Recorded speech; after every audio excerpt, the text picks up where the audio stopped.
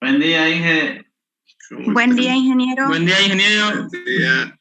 Vamos a reiniciar nuestras clases. Ya tengo todo el equipo, así que espero que no haya más problemas. Bien, habíamos visto un poco la introducción, llegamos hasta al modelo OSI, vimos también el modelo TCP. Vamos entonces a ingresar ya a revisar las capas del modelo OSI bajo el modelo ese que habíamos propuesto, ¿no? Un modelo híbrido con solamente 5 capas. Entonces veamos la capa física.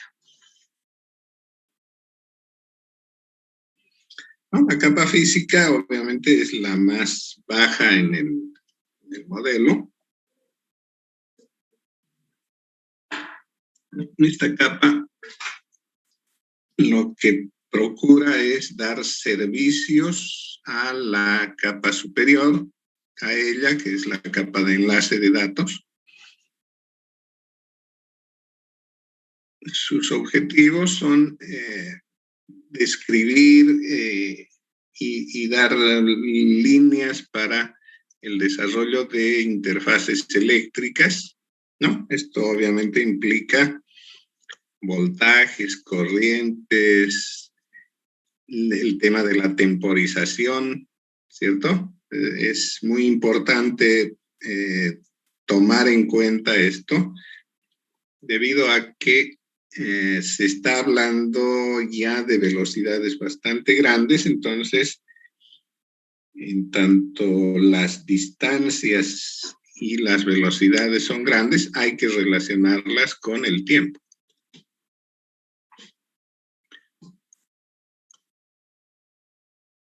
Otro tema importante aquí son los canales que se utilizan para la comunicación. En el tema de los canales habrá que considerar el rendimiento, la latencia. Se entiende por latencia esa diferencia en tiempo entre la salida y la entrada. Por ejemplo, el caso dramático se presenta con el uso de satélites para la comunicación. La distancia entre la Tierra y el satélite es tan grande que la señal que sale de una antena en tierra retorna, o sea, sube hasta el satélite y de él rebota otra vez hacia la Tierra. Entonces, al ser una distancia tan considerable, hay un tiempo de diferencia entre la transmisión y la recepción. ¿No? Entonces, si por ejemplo estamos utilizando el satélite para comunicación de voz, queremos hablar por teléfono, por ejemplo, entonces quien inicia la conversación, ¿no? Dirá, por ejemplo, hola, y va a escuchar un largo silencio, que es el tiempo que necesita la señal para subir hasta el satélite, bajar hasta otra antena y que la reciba el receptor. Entonces puede llegar a pensar que no hay comunicación, ¿cierto? Ese silencio podría interpretarlo como que no hay comunicación o que el receptor no está conectado y hasta cortar la comunicación. Porque va a decir hola, nada, hola, hola. Y de pronto esto va a generar problemas de interpretación de la comunicación y llegar hasta el corte de ella, ¿no? Y un tercer tema a considerar en los canales es la tasa de error. Esto se refiere a una estadística de la cantidad de errores. Como estamos hablando de comunicación binaria, entonces esta tasa se suele medir en bits errados por cada cierta cantidad de bits transmitidos, ¿no? Entonces se puede decir, por ejemplo, un bit por cada megabit. Bien, entonces nos internaremos un poquito en los temas propios de esta capa. ¿Cómo se transmiten los datos? Es la primera pregunta. ¿No? Ahí hay un gráfico, una fotografía, dos niños que se están comunicando. No sé si hay alguno de ustedes en su infancia hizo este jueguito. Se toman dos latas o inclusive con vasitos de plástico, funciona bien. Se les añade un hilo en la base a ambos, ¿no? El hilo puede ser tan largo como haya espacio para separarse. El caso es que debe estar bien tenso el hilo. Entonces uno habla y el otro escucha, ¿cierto? Lo que ocurre simplemente es que la voz produce vibración en el aire, esa vibración la recoge el vaso y se pasa por el hilo, entonces va como ondas pequeñas, de longitud muy pequeña, a través del hilo, y llegan al otro extremo haciendo vibrar la base del otro vasito, y esto provoca presión, descompresión en el aire y se recoge como sonido.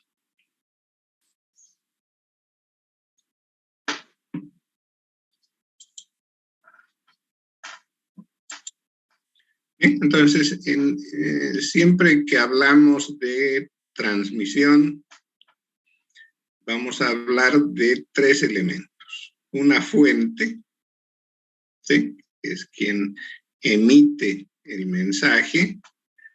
Un destino, que es el que va a recibir ese mensaje. Y un canal. El canal es el medio a través del cual se transmite el mensaje. Es el nexo entre la fuente y el destino.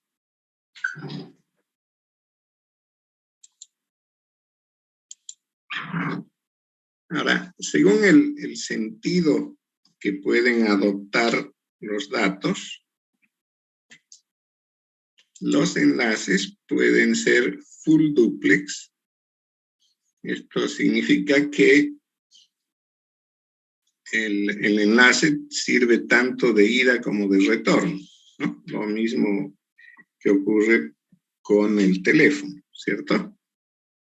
En una conversación telefónica, la información fluye en ambos sentidos y lo puede hacer simultáneamente, ¿no? Hay gente que al mismo tiempo que está escuchando, está hablando.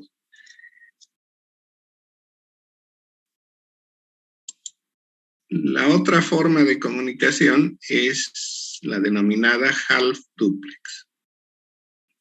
Esto significa que el medio, el canal, sirve en ambos sentidos, pero no al mismo tiempo, ¿no? El gráfico es bastante representativo de ello.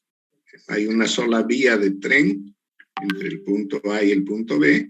De ninguna manera podrían ir dos trenes al mismo tiempo en sentidos opuestos, ¿no? Entonces, necesariamente tiene que ir un tren de A a B, y si va a haber retorno, ese tren se da la vuelta y retorna de B a A.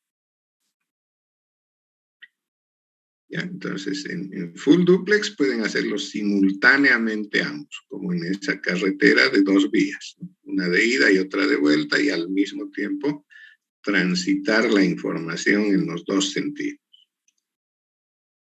En cambio, en half duplex hay comunicación en ambos sentidos, pero no simultáneamente. Se tienen que alternar. El ejemplo lo tenemos ahí bien claro con esos dos niños, ¿no? El uno habla, el otro escucha. Pero pueden cambiar el rol.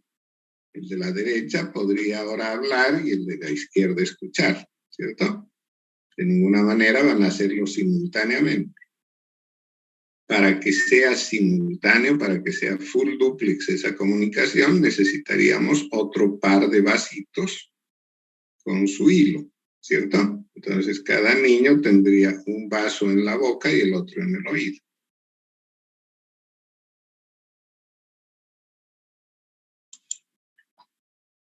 Y por último está la comunicación denominada simplex.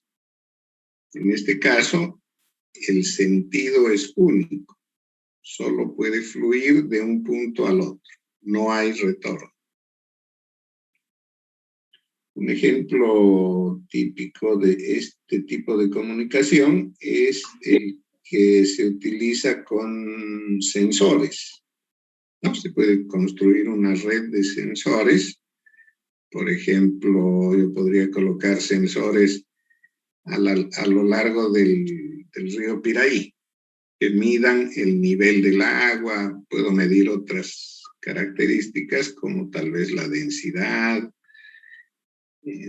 no sé, alguna otra característica, el viento, qué sé yo. Entonces, los sensores lo que hacen es leer alguna característica, algún fenómeno físico, ¿no? Detectan ese fenómeno, lo traducen en algún valor numérico, es decir, lo convierten en un voltaje. Ese voltaje se puede hacer binario, por ejemplo, y se puede leer. Entonces, el elemento este que está colocado en algún lugar se comunica a través de algún enlace, de alguna forma, puede ser por cable, por aire, por lo que sea, con una central que recoge todos los datos, ¿no? Entonces, en ese caso, la información, o sea, las lecturas de los sensores fluyen del sensor hacia el nodo central. De ninguna manera lo hace en sentido opuesto. O sea, no puede el equipo central enviar información a los sensores porque no tiene sentido hacerlo. ¿De acuerdo? Entonces, esa comunicación es del tipo simplex. Un solo sentido, sin retorno.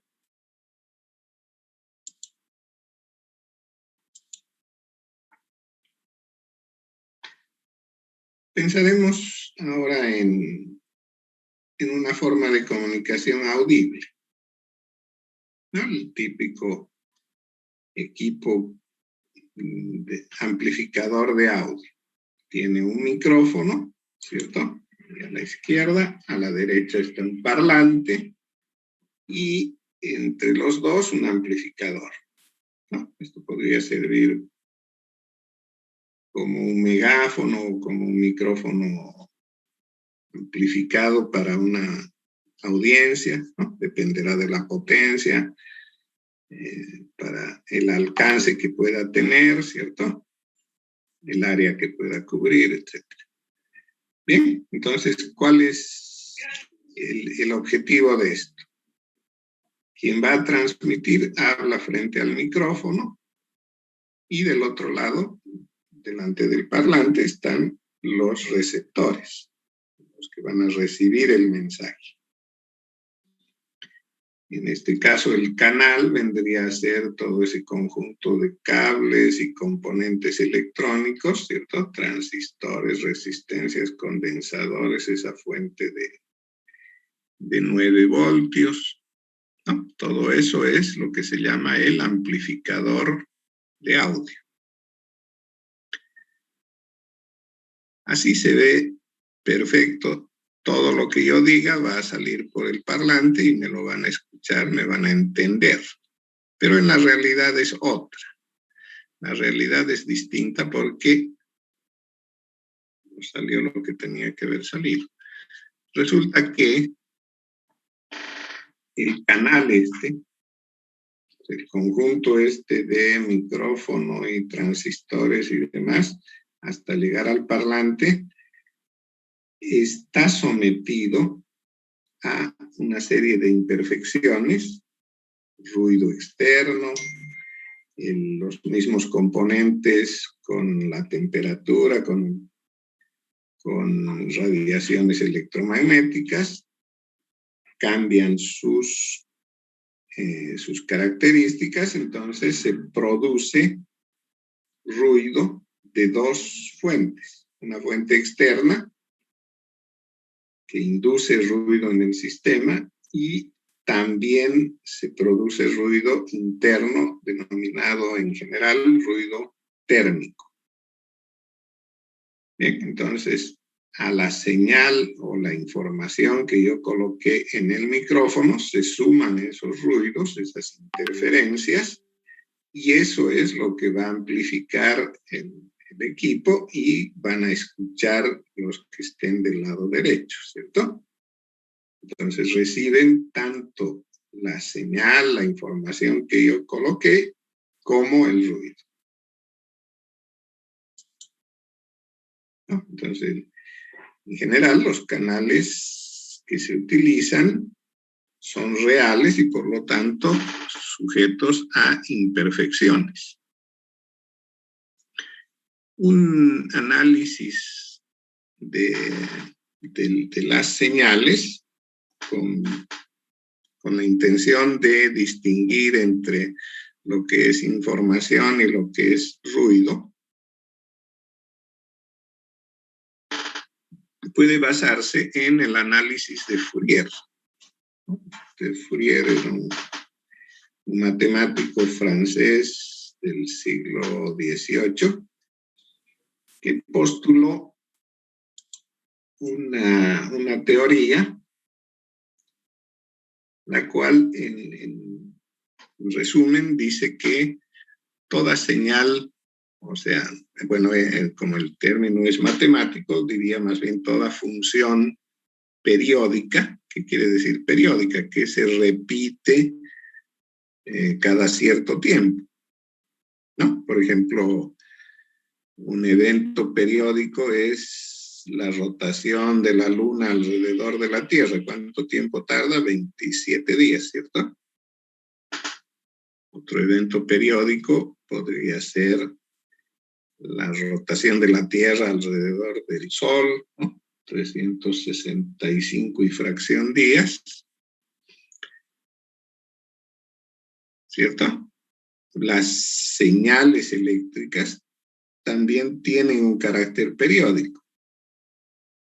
Por ejemplo, el voltaje que nos entrega la CRE domiciliario tiene una frecuencia de 50 Hz, ¿cierto? En Bolivia se utiliza corriente alterna de 50 Hz. ¿Eso qué quiere decir? Quiere decir que se producen 50 ondas del tipo sinusoidal en un segundo,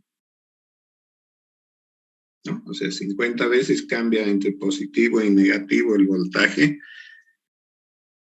denominado domiciliario. Hay otras frecuencias mucho más grandes, ¿no? Asociada a la frecuencia está el término periodo. El periodo es el recíproco de la frecuencia, o sea, es si hablo de 50 Hz como la frecuencia de la línea de CRE, su periodo es 1 sobre 50, ¿no? El recíproco. 1 sobre 50 da 0,02, o sea, 20 milisegundos, ¿no? Porque Hertz es 1 sobre segundo. Entonces, si hago el recíproco para calcular el periodo, tendría 1 sobre 50 y el segundo ese se va al numerador, entonces me da 20 milisegundos. Quiere decir que toma 20 milisegundos para formar una sinusoide completa.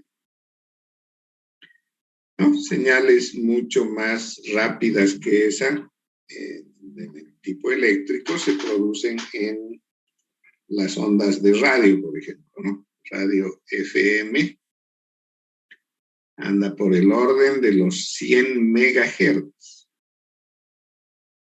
¿cierto? Radio Disney, por ejemplo, en Santa Cruz tiene 96.5, me parece, megahertz. O sea, casi 100 megahertz. 100 millones de sinusoides por segundo. ¿No? 10 a la 5. No, 10 a la 8, ¿cierto? Millones 6 más 100, 8. 10 a la 8, eso quiere decir que su periodo es de 1 sobre 10 a la 8. Eso nos da como 10 nanosegundos. 10 nanosegundos. Un nanosegundo es 10 a la menos 9 segundos. Bien, o sea, tiempos demasiado pequeñitos necesarios para formar una onda. Bien, entonces volvemos a Fourier. Decía que lo que expresa el análisis en la teoría de Fourier es que cualquier función del tipo periódico también se puede extender a funciones no periódicas. Se puede expresar, puede ser descrita como una serie de suma de senos y cosenos. Entonces ahí pueden ver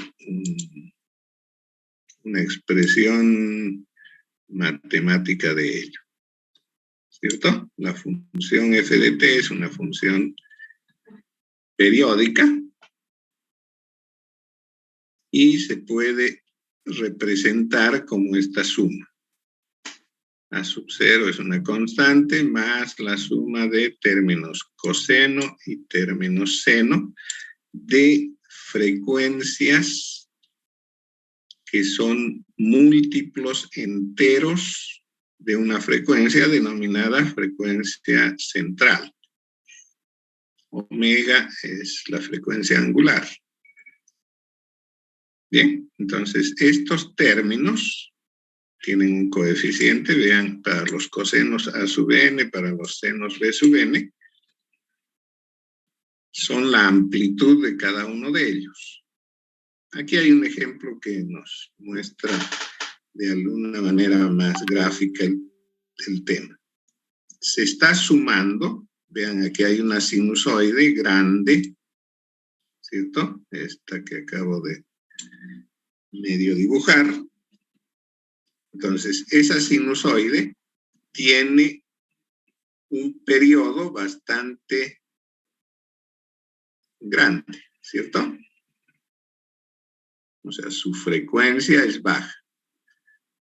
A ella, la que está marcada con número 1, se le suman la número 2, que tiene, vean, en un medio periodo ya entra toda una sinusoide. Eso quiere decir que su frecuencia es el doble. La 2 tiene el doble de frecuencia que la 1. En cambio, la 3 tiene, vean, una sinusoide y media. Por lo tanto, tiene el triple de la frecuencia de la sinusoide 1.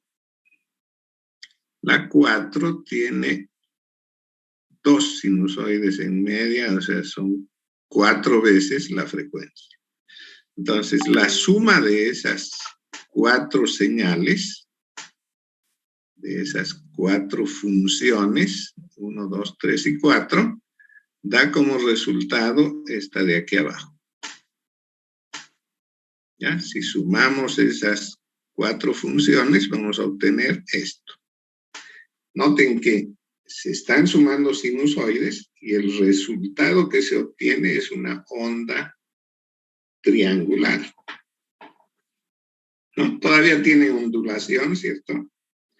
Pero si yo le voy sumando más sinusoides, más pequeñitas de mayor frecuencia, puedo afinar esto de manera que en la suma infinita, que es lo que propone Fourier, voy a tener exactamente un triángulo,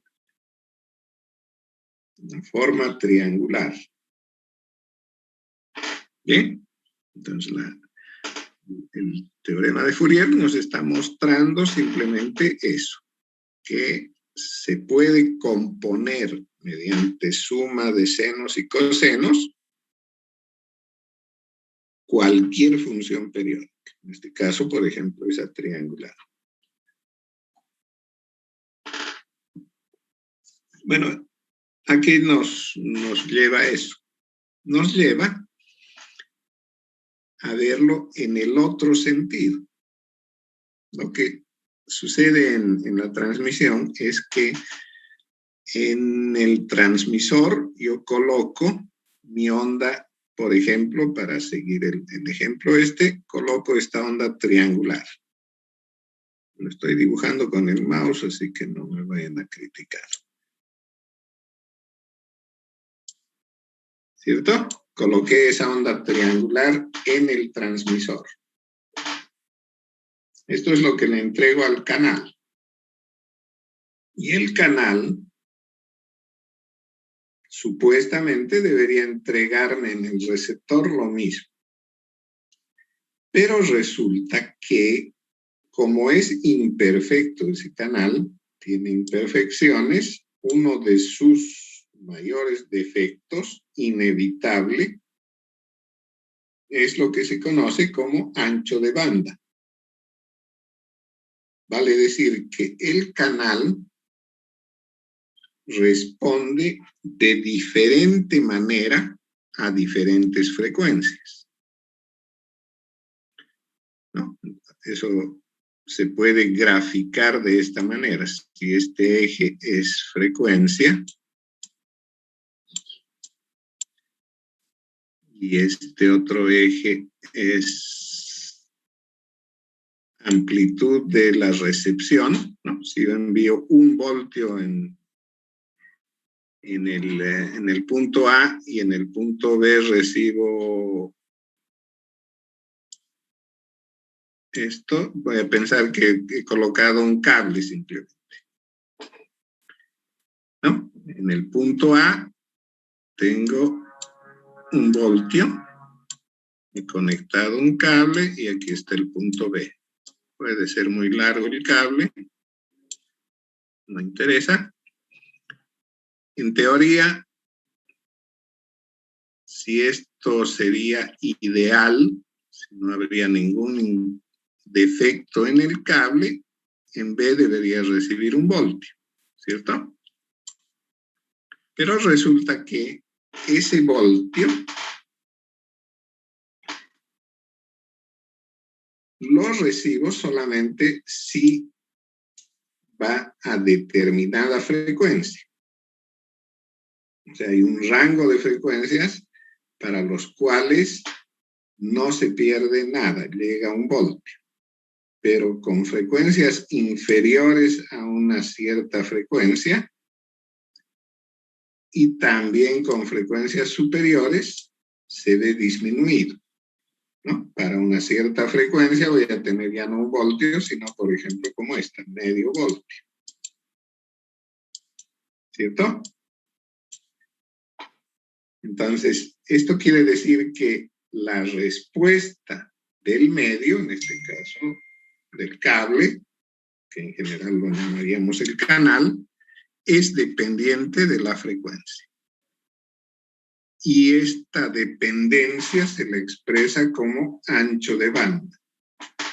El ancho de banda es entonces el espacio en frecuencia, o sea, el rango de frecuencias para el cual el canal responde de una manera más o menos constante,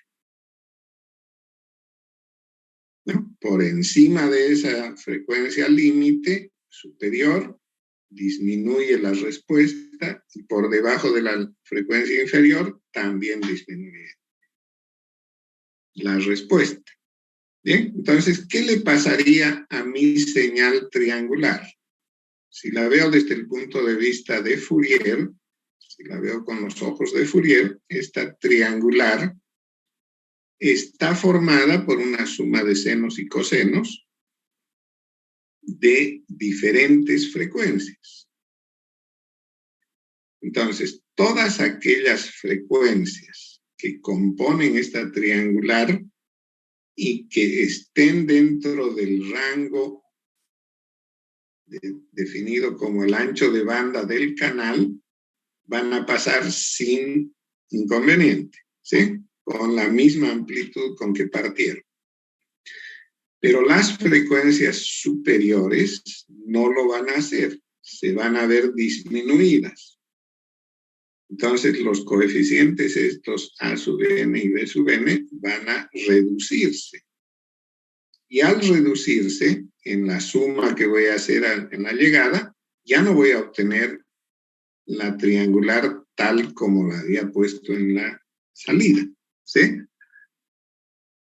Si algunas de estas sinusoides se atenúan, se reducen en tamaño, la suma ya no me va a dar esto. No me va a dar una triangular perfecta, sino una triangular deformada. ¿Cierto? Eso es lo que ocurre entonces. Que todo canal puede ser físico, como lo es un cable de cobre, o puede ser el aire para transmisión aérea por radiofrecuencia, tiene un determinado ancho de banda. Fuera de ese rango de frecuencias, la señal se ve disminuida, se ve deteriorada. Entonces, eso nos limita a que si queremos que la transmisión sea fiel, lo que yo puse en la entrada llegue idéntico en la salida, solo puedo trabajar en un cierto rango de frecuencias, ¿no? Cosa que, por ejemplo, se ha hecho en la telefonía original, la telefonía fija que conocemos todavía, que va por hilos, por cables de cobre. Por temas de economía, se redujo el ancho de banda a un espectro más o menos comprendido entre 300 Hz y 3 kHz, un poco más de 3 kHz. ¿Ya? Sin embargo, la frecuencia audible, o sea, el rango audible, el que puede escuchar un ser humano, está por encima de eso. Un ser humano puede escuchar frecuencias inferiores a los 300 Hz, digamos casi hasta 50 Hz, y por encima puede escuchar frecuencias superiores hasta unos 30 kHz más o menos. Bien, pero se ha reducido, ¿por qué? Por cuestión de economía, habiéndose determinado que ese rango de frecuencias que le han otorgado al canal de voz de la telefonía es suficiente para entender mensajes de voz, ¿no? Entonces, si yo hablo por teléfono, me escuchan y lo hacen bastante bien.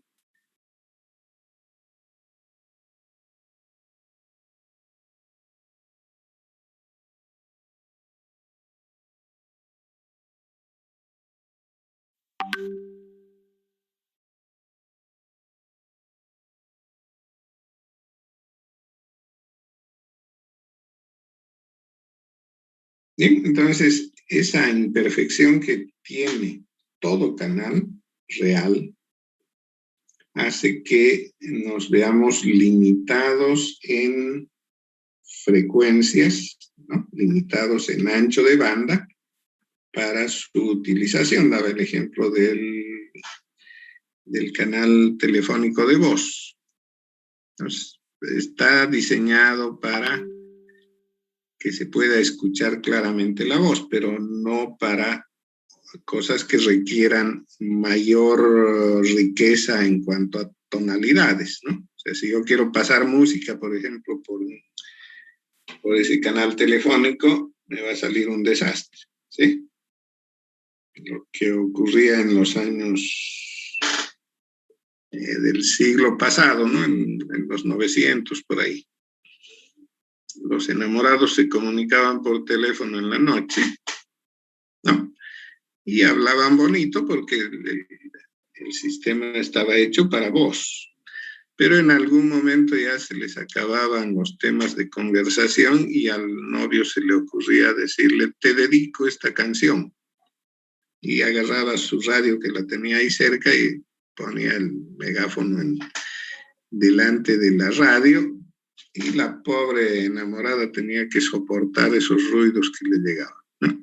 ¿Por qué? Porque el canal no está diseñado para llevar señales de frecuencias mayores ni menores al rango ese que había citado, 300 Hz hasta 3 kHz más o menos,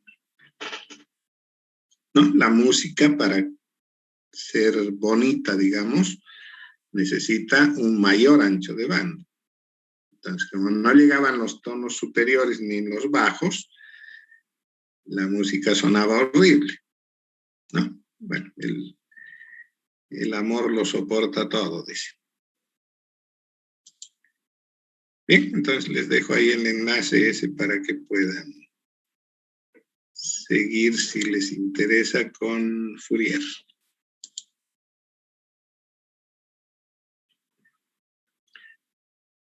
¿No? Para interpretar un poco mejor, ahí están los términos de la forma sinusoidal, ¿cierto? Un voltaje sinusoidal tiene esa forma. A es la amplitud, o sea, el tamaño expresado en voltios. Omega se llama frecuencia angular, se expresa en radianes por segundo, ¿no? Radianes por segundo. La frecuencia angular se la puede escribir como 2pi por f, donde f se denomina frecuencia simplemente. Y esta es lo que les decía, ¿no? El número de repeticiones por segundo.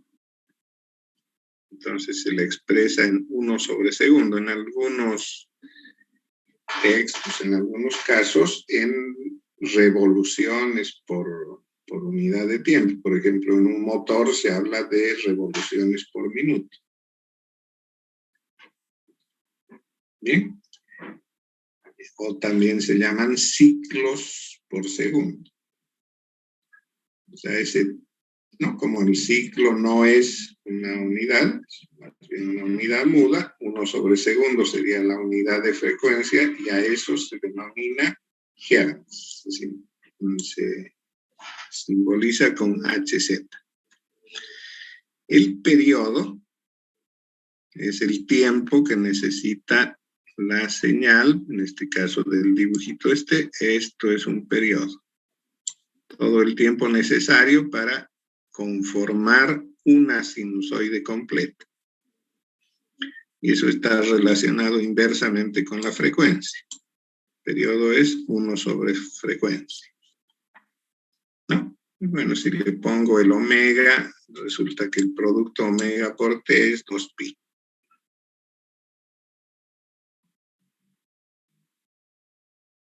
Bien, entonces eso para cuestión de la terminología.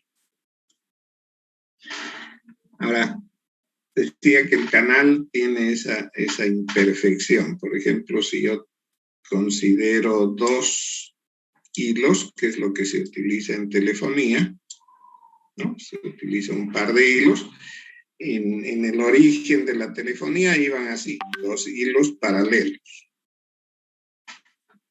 Después se encontró que era mejor trenzarlos para evitar interferencias. Entonces, el trenzado le da una mejoría bastante significativa al canal. Pero pensaremos así, son dos hilos paralelos. Entonces, como están hechos de cobre, tienen una determinada resistencia, lo que aparece aquí como R2. O sea, esa R2 viene a ser la resistencia longitudinal del cable. ¿Cuánta resistencia presenta por metro o por toda su longitud?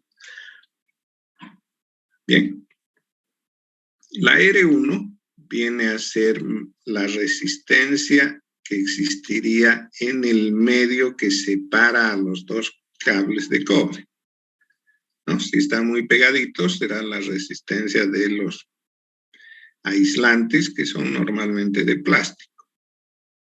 Entonces, este R1 es una resistencia bastante grande, muy grande, comparada con el R2. R2 es la resistencia del cobre, puede ser del orden de los ohmios. Dependiendo de la longitud, del grosor del cable, puede llegar, digamos, a unos 5 ohmios. La resistencia longitudinal, ¿sí? En cambio, esta otra, la resistencia R1, es la resistencia que existe en el aislante. Y esa sí es bastante grande. Puede ser del orden de los megaohmios o mucho más aún, ¿no? Es del orden de 10 a la 9 de repente ohmios.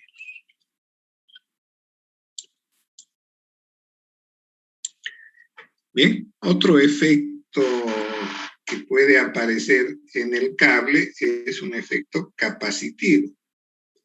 Entonces, C2 es la capacitancia que existe entre un cablecito y el otro. La capacitancia es el efecto energético de acumulación de cargas. Entonces, como tengo un par de metales y en medio de ellos hay un medio aislante, no conductor, entonces el efecto es acumulación de cargas, ¿no? Eso lo podemos ver de esa manera. Carga positiva en el cable de arriba, negativa en el de abajo, entonces eso da un efecto de acumulación de carga que se traduce en una capacitancia expresada en faradios, ¿no? Entonces este C2 es una capacitancia bastante pequeña, del orden de los nanofaradios, picofaradios de repente, ¿no? 10 a la menos 12 o algo así. En cambio, la capacitancia C1 nace de las uniones que pueden haber. Se ha unido un cable con otro o con el conector, ¿no? Con el enchufe. En tanto exista dos elementos metálicos, puede entre ellos entenderse la existencia de una capacitancia. ¿Sí? Entonces, tanto en un extremo como en el otro, y digamos, se puede juntar todo en un solo elemento. O sea que ese par de cablecitos se puede ver como ese arreglo de 4 elementos, 2 resistencias y 2 condensadores, ¿no? Lo cual, desde el punto de vista del ancho de banda, se va a traducir en un par de filtros.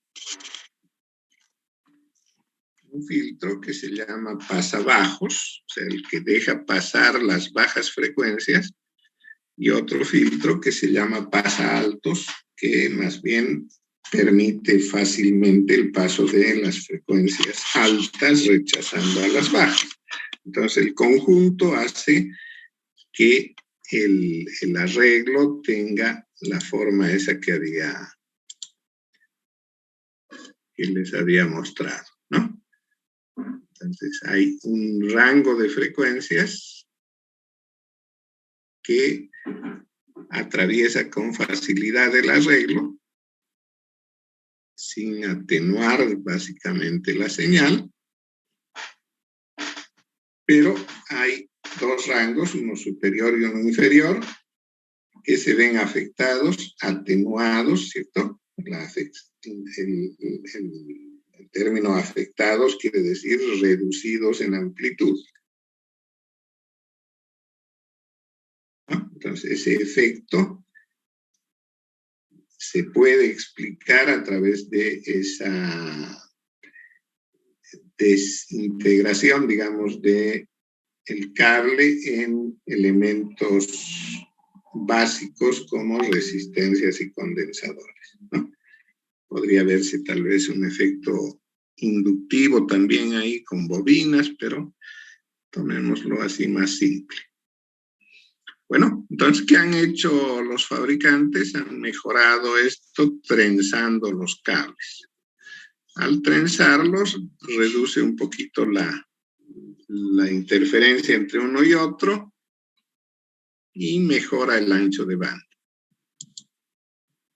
Entonces, en el caso de la telefonía se usa mucho los cables de par trenzado, que aparecen así como en el dibujo. Y estos son típicos de redes LAN Ethernet, ¿no? Van trenzados por pares y al mismo tiempo los 4 pares que conforman ese cable se trenzan entre sí.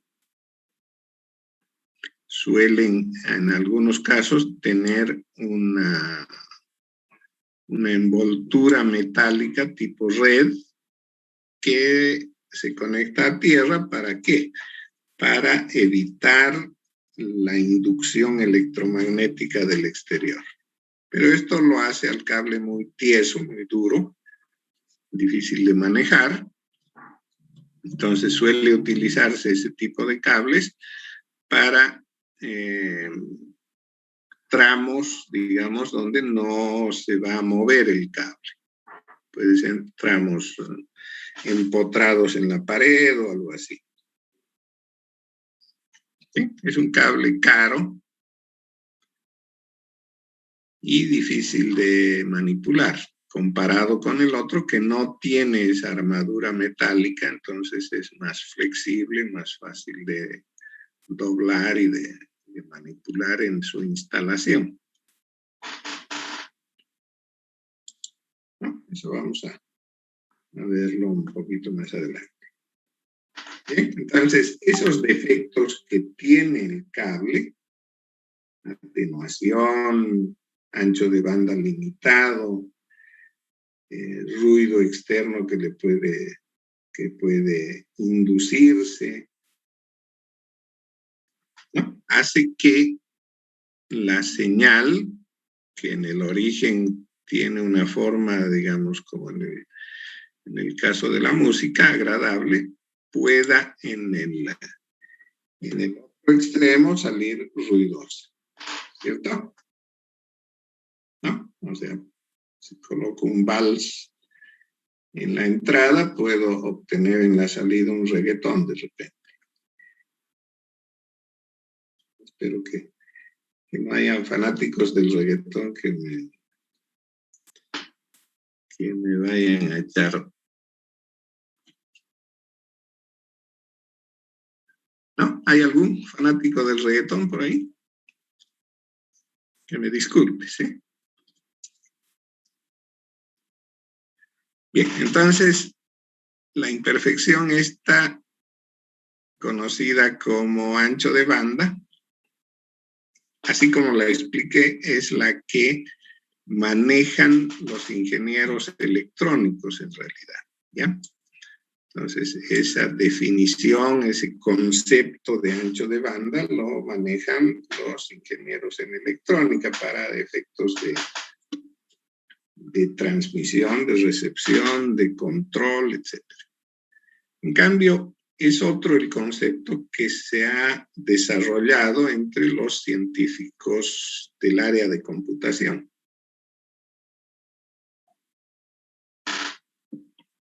Y por eso hay que distinguir los dos, ¿no? El de los electrónicos suele llamarse ancho de banda analógico y está definido como el rango de frecuencias útiles del canal. se mide en hertz, kilohertz, megahertz, ¿no? Lo que les mencionaba, en telefonía, más o menos 3 kilohertz, en radiofrecuencia suele ser del orden de varios kilohertz. En televisión se habla del orden de los megahertz. Bien, entonces eso es ancho de banda analógico, terminología usual en ingeniería electrónica. En cambio, para los científicos del área de computación, el ancho de banda se puede entender como ancho de banda digital y está referido a la máxima tasa de datos, ¿no?, expresada en bits, que puede moverse a través de un canal en la unidad de tiempo. Entonces, la unidad de medida para los electrónicos son los hertz. En cambio, para los científicos del área de computación son bits por segundo. ¿Cuántos bits por segundo puedo mover a través del canal? Es lo que está midiendo, lo que para este área de la ciencia se llama también ancho de banda. Bien, entonces hay que tener un poquito de cuidado al momento de usar el término, ¿sí? Para unos es una cosa y para otros es otra. Bien, pero están relacionados. Está relacionado el uno con el otro. ¿Por qué? Porque un canal con un determinado ancho de banda analógico, como decía, por ejemplo, de un cable de par trenzado, me va a permitir transmitir una cierta cantidad de bits por segundo. Si yo quiero aumentar la velocidad, voy a deteriorar la información. ¿Sí? Porque el canal ya no responde de la misma manera a frecuencias más altas o a tasas de bits mayores. ¿Cierto? O sea, lo que ocurre un poquito está relacionada con retardos, ¿no? Si yo voy a enviar, por ejemplo, esa secuencia de bits, eso es lo que coloco en el transmisor.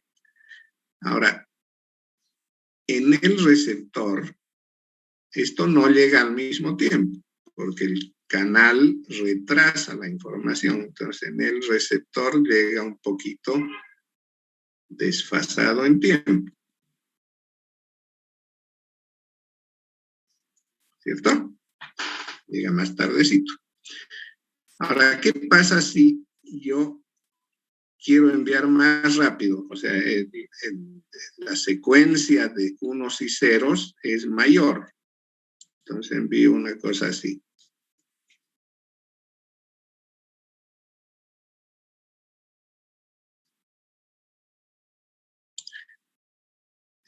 Con ese retraso que le he puesto al canal, este cambio de 0 a 1, el primer cambio de 0 a 1 recién va a aparecer por aquí.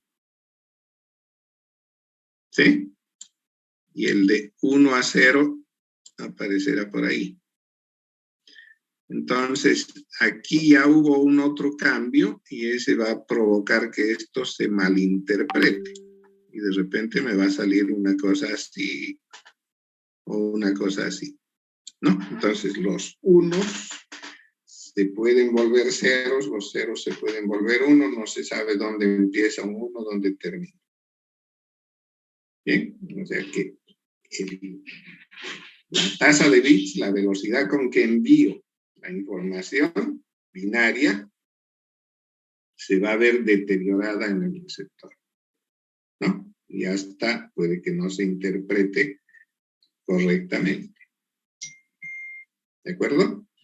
Entonces, el canal por su ancho de banda analógico, por su limitación analógica, me impone una limitación en cuanto a la cantidad de bits por segundo que puedo transmitir.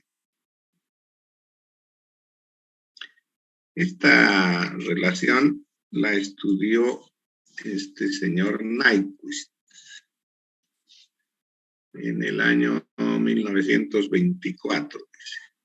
¿No? Él demostró que si se pasa una señal cualquiera a través de un filtro pasabajos con un ancho de banda, este ancho de banda es analógico, B, la señal se puede reconstruir, o sea, aquí estamos hablando de señal binaria, ¿no? O sea, analógica convertida en digital, digamos así.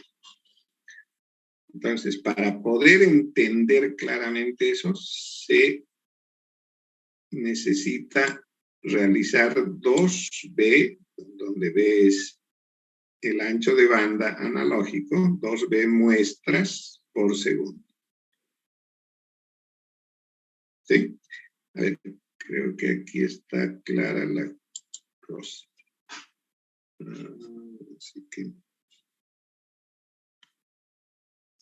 no tengo que dejar esto de aquí. Así como hago que mi puntero vuelva a ser el de antes.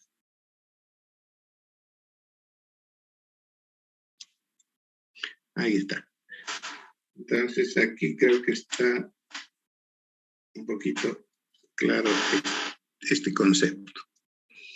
Yo quiero enviar esta forma analógica por un canal digital. Entonces, ¿qué hago? Tengo que convertir eso en binario, ¿cierto? Una forma sencilla es tomar muestras cada cierto tiempo. Ese periodo en el que realizo estas muestras es lo que vendría a ser la tasa de bits, ¿ya? Entonces, cada cierto tiempo tomo una muestra. Mido cuál es el voltaje en el tiempo t, mido cuánto es en 2t, etc. Y eso lo traduzco en binario. Entonces le voy asignando, y para esto tengo que antes haber definido cuántos bits voy a usar para cada uno de esos valores leídos, ¿sí?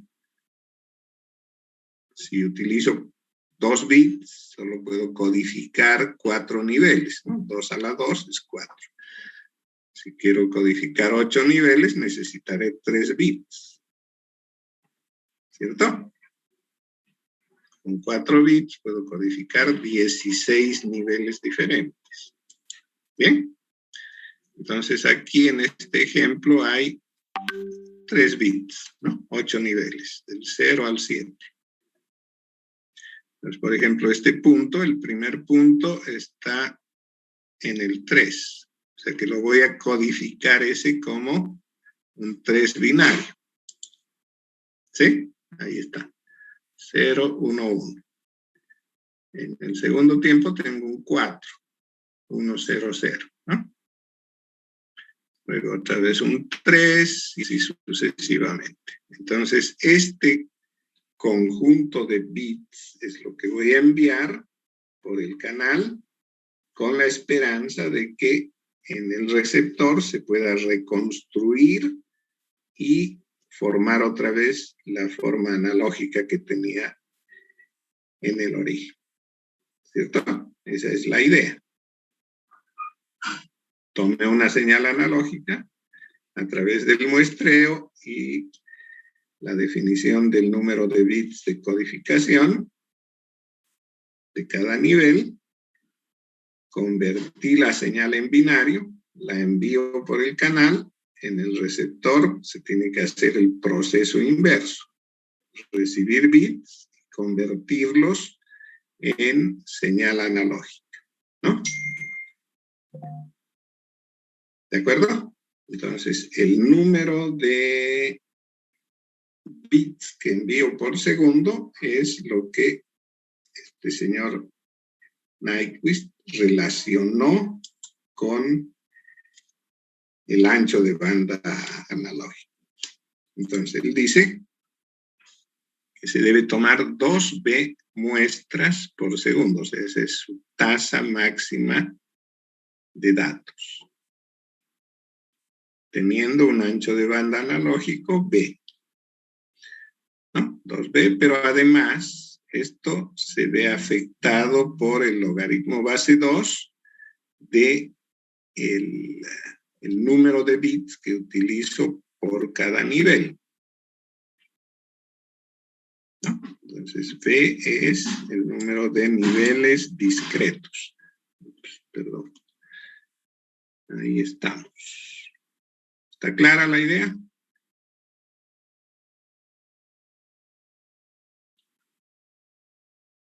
Bien. Seguimos. Aquí hay un ejemplo. Dice, un canal telefónico del que hablaba hace un momento, analógico, está limitado en frecuencias entre 300 y 3400 Hz.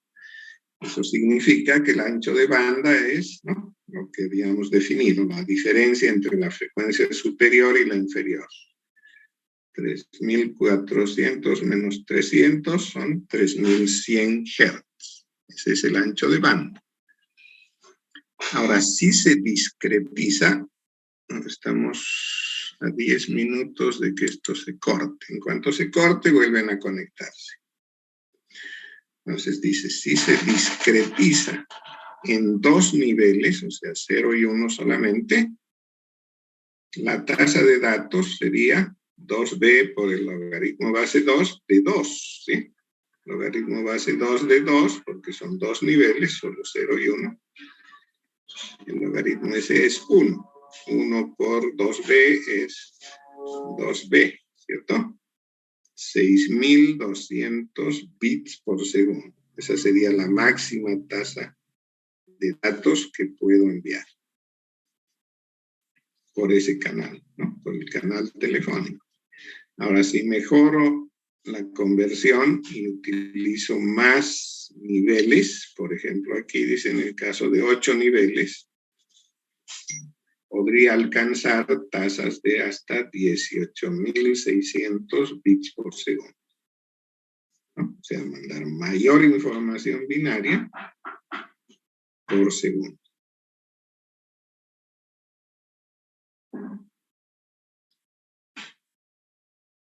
Bien.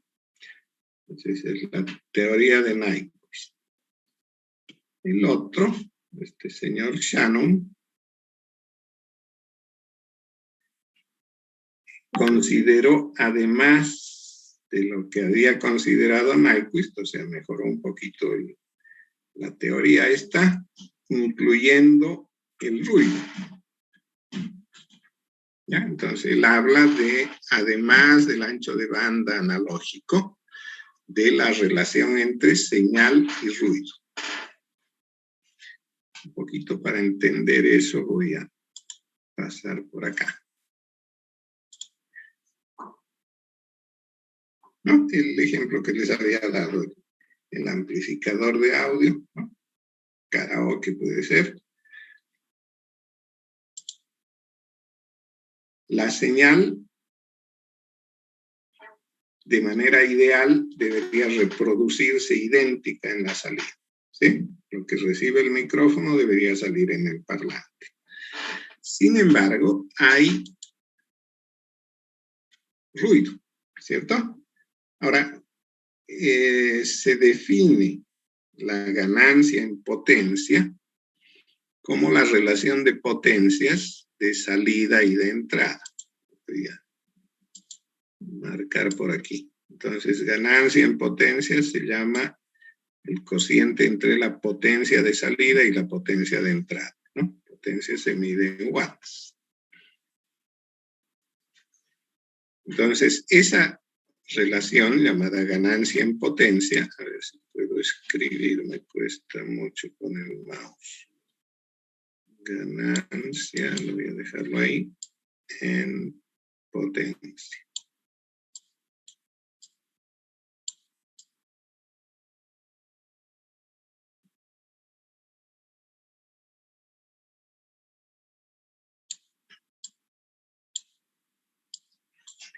Se lee, ¿no? Ganancia en potencia. Entonces, la relación de la potencia de salida y la de entrada, o sea, que es un número nada más, ¿no? Si las dos están en watts, se cancelan y queda un número. Resulta que manejar números así sin unidades dificulta cuando son o muy pequeños o muy grandes. ¿No? Si sería, por ejemplo, 10 millones, tengo que hablar de 7 cifras, ¿no?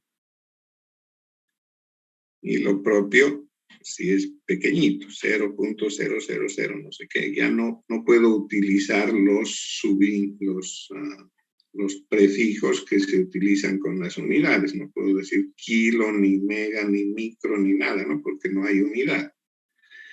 Entonces, para evitarse eso, han creado una unidad a la que se denomina decibel.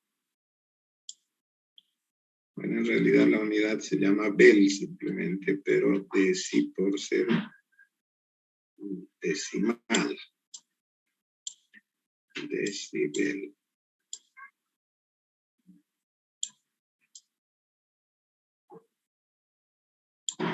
Bien, entonces este decibel no se expresa en forma logarítmica la relación de potencias. Si la potencia de salida dividida entre la de entrada fuera, por ejemplo, y aquí creo que hay unos ejemplitos. Si la relación sería 1, el logaritmo de 1 es 0, entonces la ganancia en decibeles es 0. ¿Sí? No hay ganancia porque la salida es igual a la entrada. Si la relación es 100, el logaritmo de 100 es 2, 2 por 10, 20, ¿cierto? 20 decibeles, entonces significa que la potencia de salida es 100 veces la de entrada, ¿no? Una forma de identificar mejor esto es referirse a la decena solamente, ¿no? En este caso la decena es 2, quiere decir que son 2 ceros. Por ejemplo, aquí 50 decibeles, 5 es la decena, son 5 ceros. Ahora, si es negativa, es al revés, ¿no? Menos 20 quiere decir que es una centésima, o sea, 0.01. Bien. Entonces, esa es la relación entre la potencia de salida y la de entrada. Pero también se suele utilizar esta forma de tratamiento para hablar de un concepto, el concepto que había mencionado, ¿no? En todo sistema, la entrada y la salida quisiéramos que sea igual a la entrada, pero más grande, ¿sí? Con mayor potencia, pero hay un efecto inevitable, que es el ruido, ¿no? Se pega el ruido del exterior, se genera ruido en el interior, porque los componentes vibran, porque se calientan, etc. Entonces, la señal sale deteriorada, ruidosa. ¿Cierto? Ahora, una medida de cuánto ruido hay es la que se conoce como la relación entre señal y ruido. SN, Signal Noise. Entonces, ¿cómo se mide eso? Como el cociente entre la potencia de la señal de salida versus la potencia del ruido. como hay bastante fidelidad en un sistema, o eso es lo que se quiere, porque si no, no sirve, suele ser muy grande la potencia de la señal respecto a la del ruido. Entonces, este número es grande. Y por eso se utiliza en decibeles, ¿no? De la forma en que había definido. 10 veces el logaritmo de la potencia de la señal versus la del ruido. ¿Ya?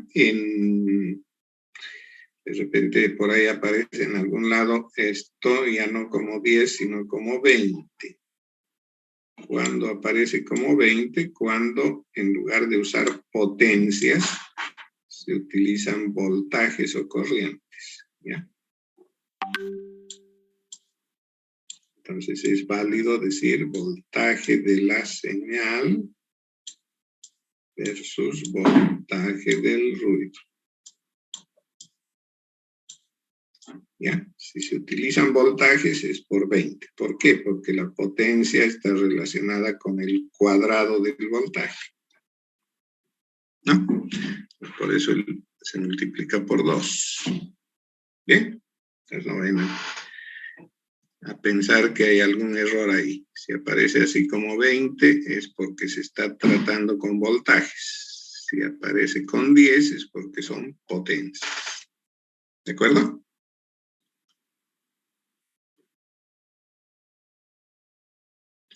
Vuelvo para atrás. Entonces, este señor Shannon decía que trabajó sobre el teorema de Nyquist y lo expresó incluyendo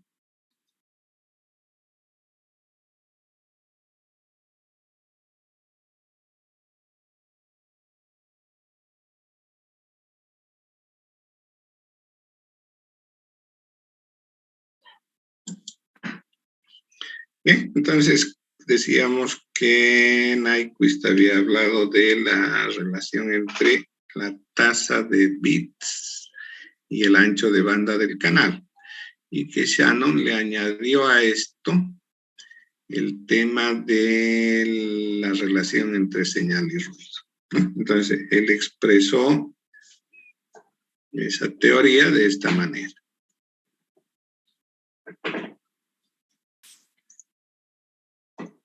Entonces se añade ese término en el producto. El logaritmo base 2 de 1 más la relación entre señal y ruido.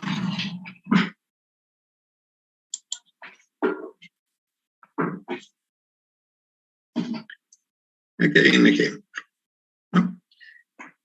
ADSL, eso es, en español viene a ser línea de abonado.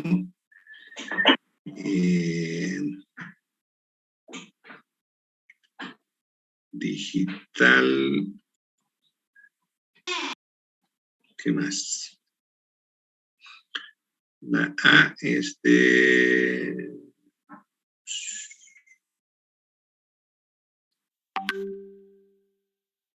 Bueno, ya me acordaré. Entonces, es una línea telefónica utilizada para la transmisión digital de datos. ¿Ya? Entonces, esto se ha utilizado mucho. ¿Por qué? Porque cuando empezó el tema de la transmisión de datos, ya tenía muchos años la telefonía fija, analógica. Entonces, para transmitir datos, por ejemplo, conectarse a Internet, en lugar de poner otros cables, vieron por conveniente utilizar los cables que ya habían puesto las compañías telefónicas. Entonces, el Internet viajaba por las líneas dedicadas para telefonía, ¿no? Entonces se adecuaron esas líneas para la transmisión de señal binaria a Internet. ¿De acuerdo?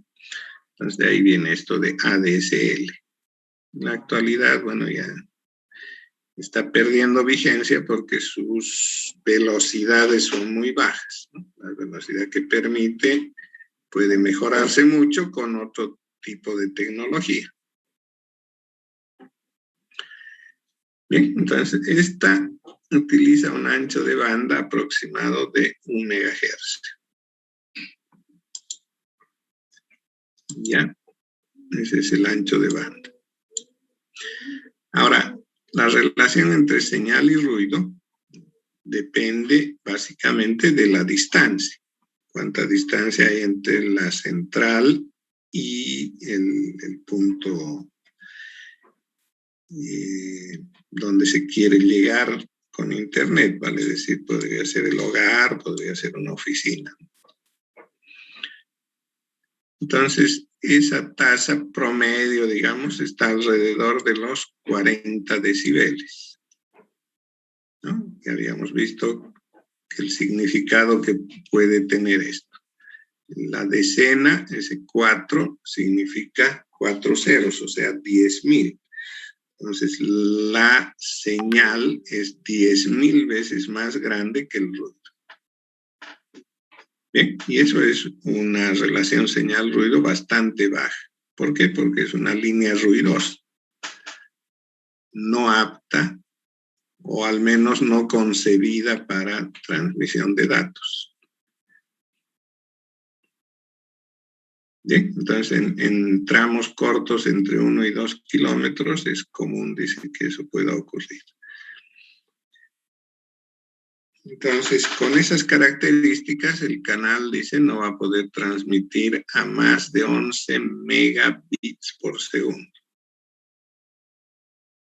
Y esto sin interesar cuántos niveles de señal se utilice, ni con qué frecuencia se tomen las muestras. Bien, sin embargo, ADSL especifica hasta 12 megabits por segundo, ¿no? Aunque, como menciona el ejemplo, esto puede ser posible a distancias entre 1 y 2 kilómetros, ¿no? De manera que la relación señal-ruido sea menor. O perdón, más bien mayor, ¿no? Bien, entonces aquí está el cálculo. La relación señal-ruido 40 más 1, el logaritmo base 2 de 40 debe ser alrededor de 5.5. Entonces, multiplicado por 2 da 11.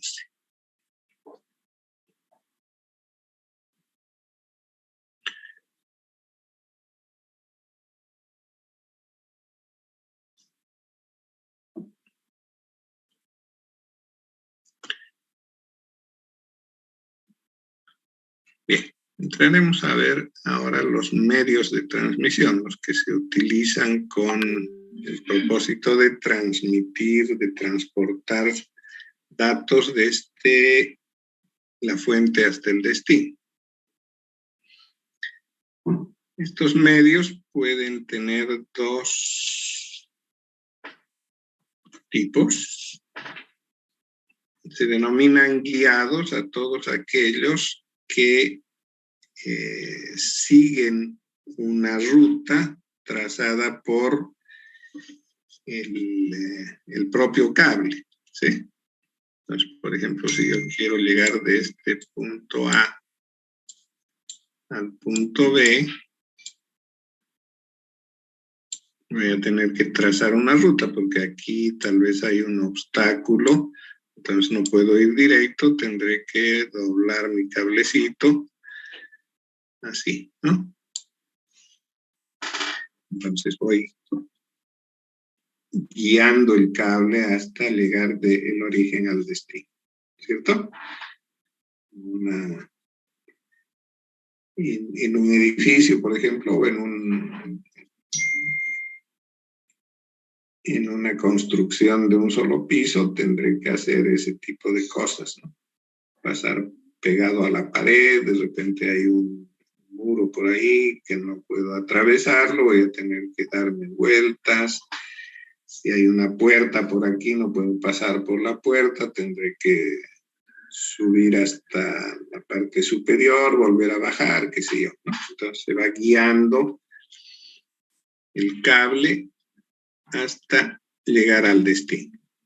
Entonces estos medios son básicamente cables de cobre y fibra óptica, ¿no? La fibra óptica son hilitos de eso, ¿no? De vidrio. Se está utilizando ya algunos plásticos con buen resultado. Entonces, son fibras de vidrio a través de las cuales se transmite luz. En cambio, en los cables de cobre, lo que se transmiten son pulsos eléctricos, ¿no? Entonces, hay diferentes tipos de cables, cada uno tiene su particularidad. El cable denominado UTP es útil para redes Ethernet, redes LAN locales, ¿cierto? O sea, para cablear en todo un edificio, por ejemplo, en un domicilio internamente. Utiliza entre sus extremos conectores denominados RJ45, 8 hilos, ¿no? Divididos en 4 pares. Los cablecitos van pintados de colores, uno de color sólido y otro de líneas. Entonces hay un verde, por ejemplo, y su par, su retorno es blanco con líneas verdes. Un naranja, todo naranja, y su par es blanco con naranja. Un otro cable que se utiliza para esos fines es el cable coaxial. Coaxial tiene un núcleo de cobre, que está aislado, ¿no? Hay un aislante que lo cubre de una malla metálica, también de cobre o puede ser de otro metal en algunos casos, y todo recubierto por un aislante de plástico o de goma en algunos casos cuando se requiere alta calidad. ¿Qué hace esta empaquetadura metálica? Lo aísla del ruido electromagnético externo. Entonces, el circuito se cierra entre el núcleo y esta empaquetadura, esta red externa. Bien, y el cable de fibra óptica, como lo había descrito, un hilito de vidrio cubierto por algún plástico, y suelen usarse unos hilos de algodón para darle flexibilidad sin que se parta fácilmente, ¿no? Tampoco se debe doblar mucho el cable, ¿sí? Hay para cada cable, dependiendo de la tecnología que se ha utilizado, un cierto ángulo que puede ser doblado. Más allá de ese ya podría provocar defectos o hasta rotura de la fibra. Bien, y el otro medio, denominado medio no guiado, es básicamente el que utiliza el aire o el vacío para propagar ondas electromagnéticas. Toda la teoría electromagnética que seguramente la han visto en física,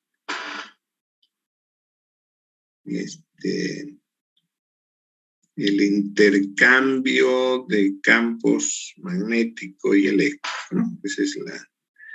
Esa es la teoría.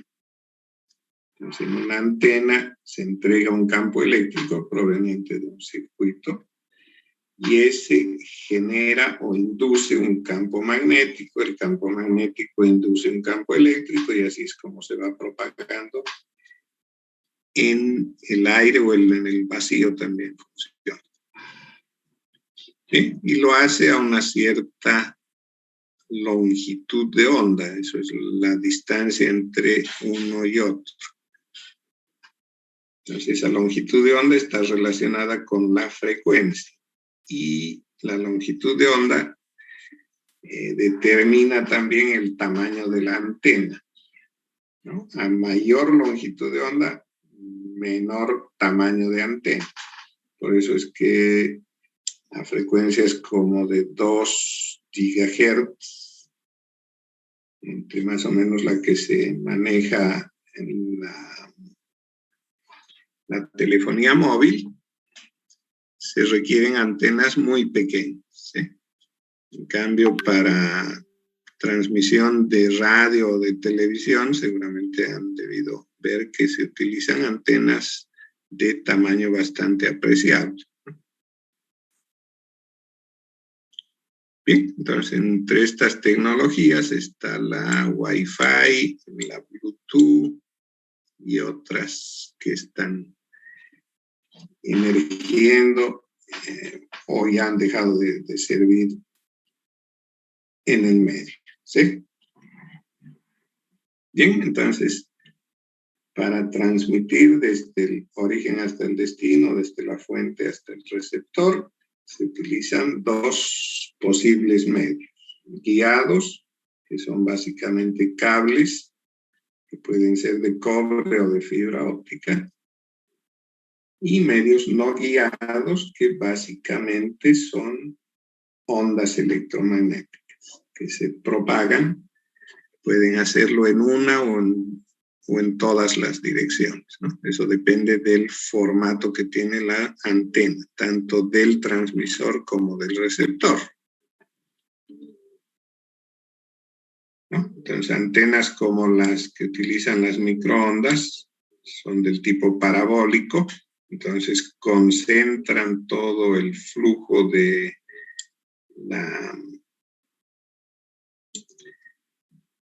campo electromagnético en casi una línea. Entonces se propagan linealmente, o sea que entre una antena y otra tiene que haber línea de vista, no podría haber un obstáculo en medio de ellos, ¿no? O sea, si yo quiero comunicarme en 2 puntos por microondas, necesariamente tengo que poder ver desde el punto donde está la antena transmisora hasta la antena receptor, ¿sí?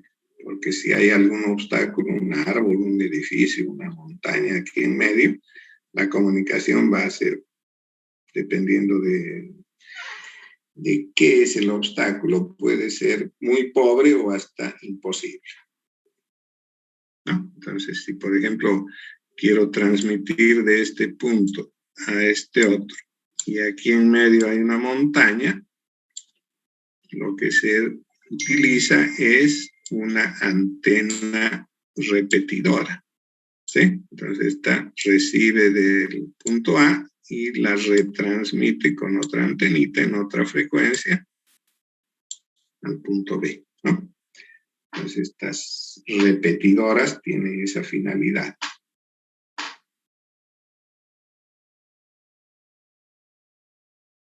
Bien, entonces estas se llaman unidireccionales, porque van en una sola dirección, solamente línea de vista. En cambio, la radiofrecuencia que se utiliza para transmisión de radio y de televisión es multidireccional, o sea, va en todas las direcciones, omnidireccional. ¿No? Entonces, la antena transmite en todas las direcciones y los receptores pueden estar dentro de ese campo de acción y van a poder captar. Dependiendo de la frecuencia y de la potencia, pueden atravesar algunos obstáculos como paredes, etc. Bien, entre los medios guiados, el más utilizado es, decía, el par trenzado. El cable de esas características para redes del tipo Ethernet de corto alcance, denominadas LAN, redes de área local, se lo conoce como cable UTP. Y el conector que se utiliza en el cable UTP se llama RJ45. ¿No? Aquí está.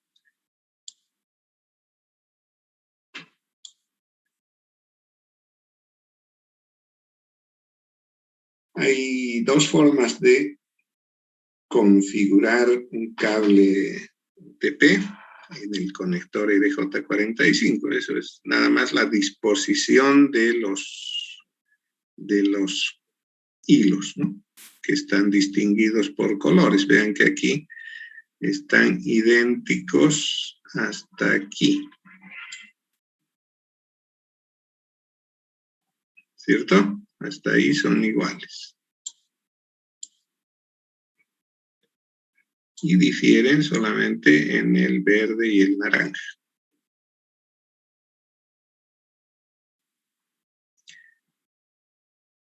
Bueno, sin contar este, ¿no? Están idénticos. El verde y el naranja se han intercambiado ahí. Entonces, ¿qué quiere decir eso? Que si yo en un cable del tipo UTP coloco dos conectores RJ45 con esta disposición, con la que aparece aquí con T568A, en ambos extremos lo mismo, estoy haciendo la unión de hilos 1 a 1, ¿sí?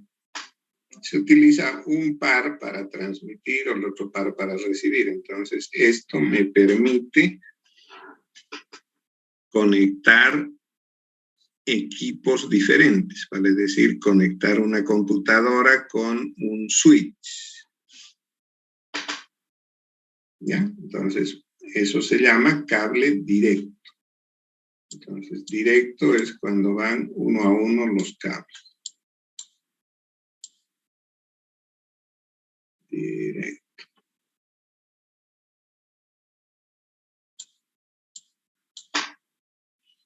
En cambio, si coloco el conector RJ45 en un extremo con la disposición esta A y en el otro extremo la B, lo que hago es cruzar los cables, o sea, aquel que sirve de transmisión en un lado va a servir de receptor en el otro. Entonces al cable se lo conoce como cable cruzado.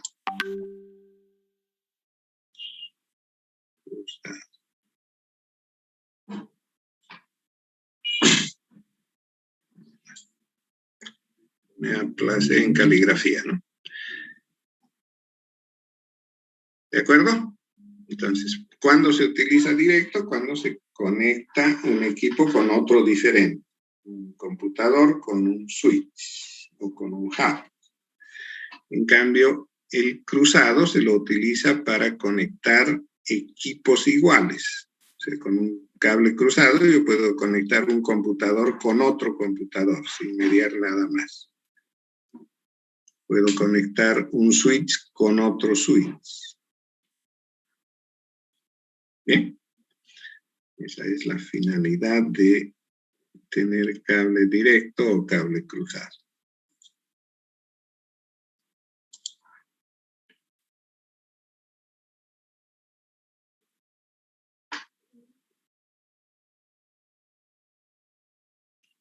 Bien,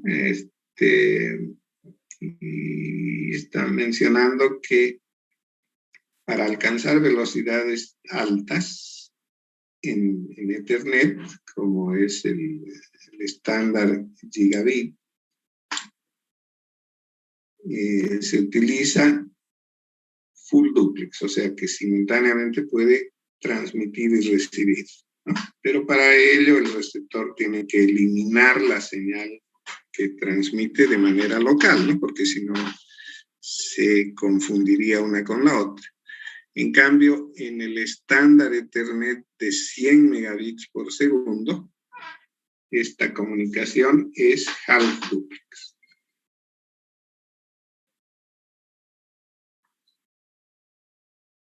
Bien, entonces para mejorar, para aumentar la velocidad, se cambia de half duplex a full duplex. Obviamente el equipo es diferente, ¿no? No cualquier equipo puede hacer una u otra. Esto les dejo como tarea y la van a subir a la plataforma, ¿ya? La suben en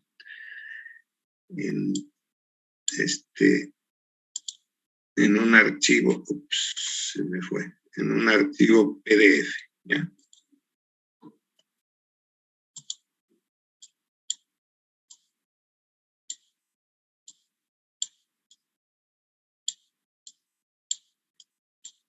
Que tienen que hacer es investigar las características eléctricas, mecánicas, ambientales del cable UTP. Los tipos de cable UTP que existen y las categorías, ¿no? Porque se clasifican en categorías, van desde categoría 3 hasta 6, creo que ya están hablando de 7. Los conectores que utilizan, ¿no? Conector RJ45, cuáles son sus características mecánicas principalmente, y le dedican también un espacio a lo que se denomina el ponchado del cable UTP. O sea, este ponchado se refiere a la técnica que se utiliza para añadir el cable a un conector. ¿Ya? Para eso se utiliza una herramientita que dependerá del fabricante. Hay algunas bastante sofisticadas y otras tan sencillas como un pedacito de plástico. Pero eso depende de la tecnología que usa el fabricante para fabricar el conector RJ45. Bien, entonces eso les dejo como tarea. Eso lo suben a la plataforma virtual Moodle, ¿no? ¿Estamos bien? Entonces, esto, tarea hasta el día jueves. Bueno, con eso vamos a terminar la clase. Ahí está. Bien, entonces continuaremos la próxima clase, que es el jueves.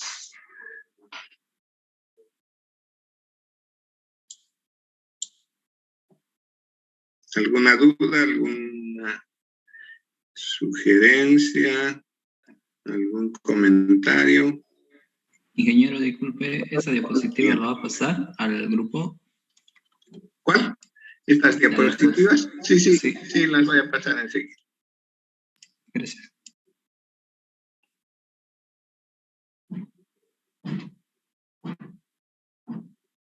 Bien, se cuidan entonces. Nos vemos el jueves.